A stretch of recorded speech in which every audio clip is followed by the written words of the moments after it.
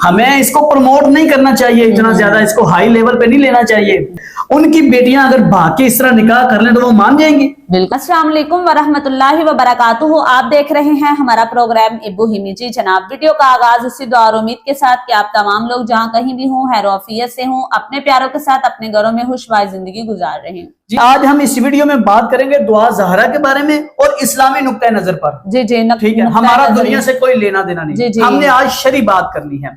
ठीक है, हदीस के मामले में इस निकाह को, जिस निकाह को अदालत ने सही करार दिया है, अदालत ने जो ज़हीर के हक में फैसला किया है, क्या ये शरन, क्योंकि हमने ये वीडियो नहीं बनानी थी इसलिए बनाई है, हमने एक एंकर भाई की बात सुनी है कि अदालत ने शरन और कानूनन हाँ जी इसको जायज करार दिया है। आज हम बात करेंगे कि इसको शरन किस तरह उन्होंने जायज करार दिया है। और दूसरी बात हम करेंगे गैंग के हवाले से, जो कि ज़हीर का गैंग का बहुत ज्यादा जो है ना वो चर्चा था सोशल मीडिया पे। बहुत बड़ा एक गैंग है, बच्चियों को उठाते हैं, बेचते हैं। क्या वो पकड़ा गया है अभी तक या नहीं, इस पर हम बात करेंगे। पहले हम बात कर लेते हैं गैंग पर। गैंग पे अब देखिए, जो दुआ ज़हरा थी वो अपने घर से गई या उसको वर्गलाया गया, ये मामला अल्लाह ताला ही जानते हैं। हम नहीं उसके बारे में कुछ भी कहते, क्योंकि हमने पहली वीडियो इस पे बनाई है।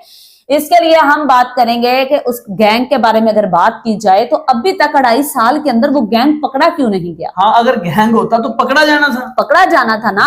इससे ये वाजे होता है, साबित ये होता है कि कोई गैंग नहीं था, कोई कुछ नहीं था, ना ही को वो बच्चियों को वर्गलाते थे, ना ही वो पकड़ते थे। हमारी भी बेटियां, हम बात ये नहीं कर रहे, उछालने के लिए नहीं बात कर रहे, हम सिर्फ बात ये कर रहे हैं जो हकीकत है ना उसको सामने लेके आने के लिए हम ये बात को रख रहे हैं आप लोगों के सामने। आप भी कमेंट बॉक्स में लाजमी अपने ख्यालात का इजहार कीजिएगा कि इस हवाले से आप क्या कहते हैं, उस गैंग के हवाले से आप क्या कहते हैं। अब बात करते गैंग तो था ही नहीं।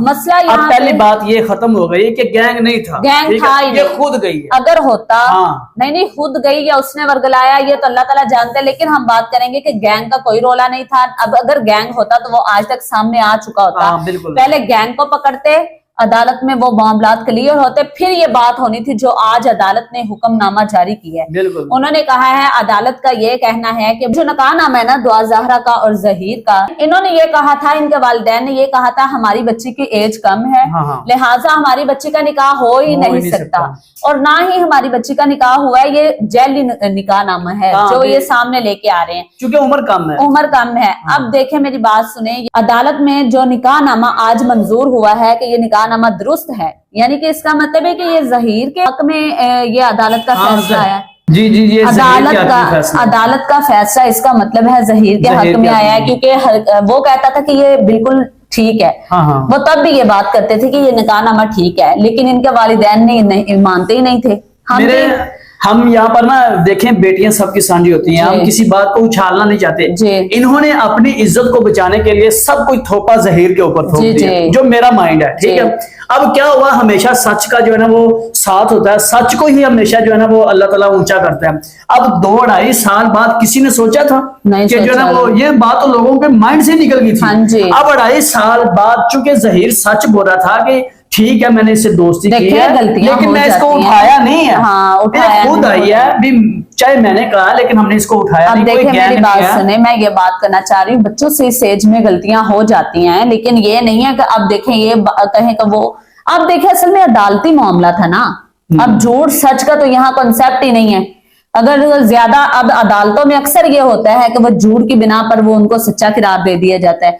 अब ये एक बेटी का मामला था, अब वो बेचारे अपनी इज्जत बचाने के लिए ये सब कुछ कर रहे थे। अब हम बात करते हैं कि ये शरन जो शरीयत के नुक्ता नजरिया के मुताबिक ये ठीक है। देखें, अल्लाह के नबी अलैहिस्सलाम की हदीस है, ला निकाह इल्ला बिवलिय्यिन।